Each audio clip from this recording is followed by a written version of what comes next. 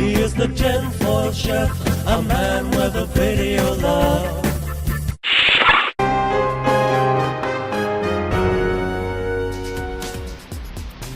Hey YouTube, how's it going? I hope it's going better for you than it is for me, because for me it's going around in circles on its way down the toilet. Before I get into that, I will get into the answer that I promised for yesterday's question. And that is that story is true. That a popular sandwich spread is useful as an acne treatment. Specifically, it is not, as some have guessed, mayonnaise. It is in fact something related to mayonnaise. It is Miracle Whip. If you were to take the time and Google non-food uses of Miracle Whip, you will eventually find that one of the things that Miracle Whip can be used for is as a facial treatment, a facial mask treatment, or whatever you call it. It draws stuff out of the skin and thereby can help to prevent acne problems. So there's the answer to that. Miracle Whip has a lot of uses, both as food and otherwise. I found it very interesting. I don't have the page where I found that anymore, or I post a link to it in the description, but 5 or 10 minutes of Google time will get it for you. In the meanwhile, I've been having so much fun. I had something of an adventure start earlier this evening. I had a coffee spill.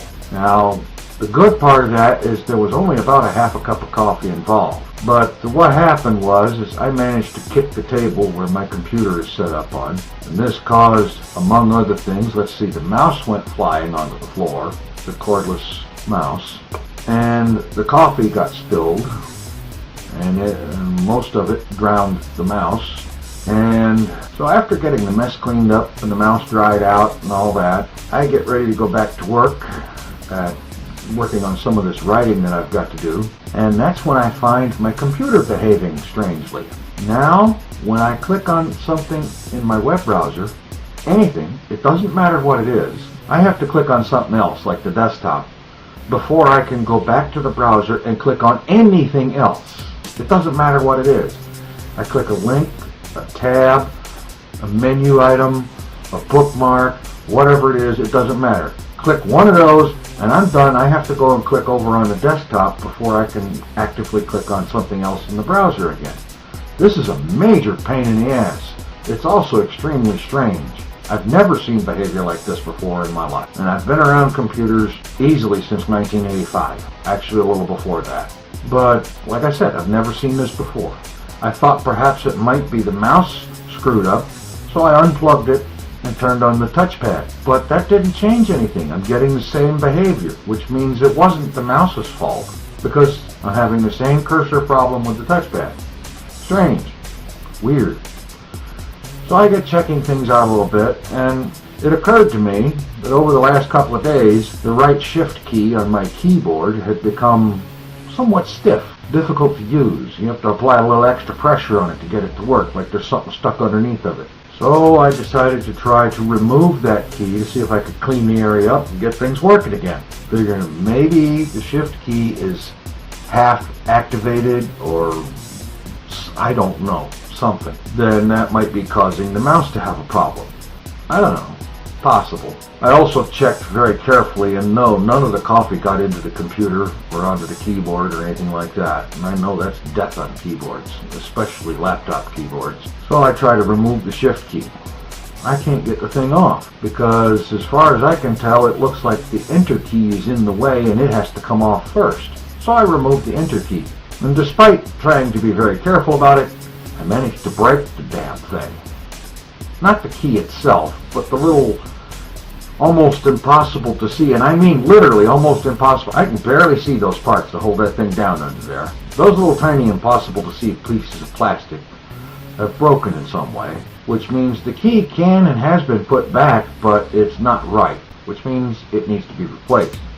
But because those parts are so damn small, I can barely see them. I'm going to end up having to replace the keyboard, and I've already looked.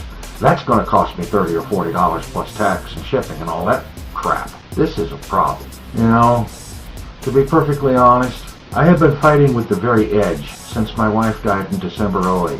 When that happened, not only did I lose her, but I lost her half of the household income as well. And since then, I've been pretty much trying to keep from losing it all, you know?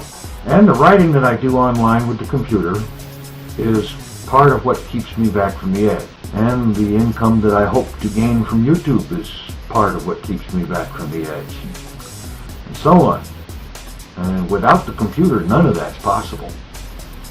And so now I'm sitting here with a computer that needs repair, hoping that I can do the repair myself, because I can't be without the thing long enough to send it out somewhere to have somebody else fix it. Not that I would trust them with it anyway. And there's a local shop here, but they've got a $45 an hour bench fee just to look at it, never mind do anything. And so it's just been one wonderful moment after another all freaking day long. And now I think I'm going to stop this before I continue to talk too much and get it uploaded and go to bed before I hit something. Later.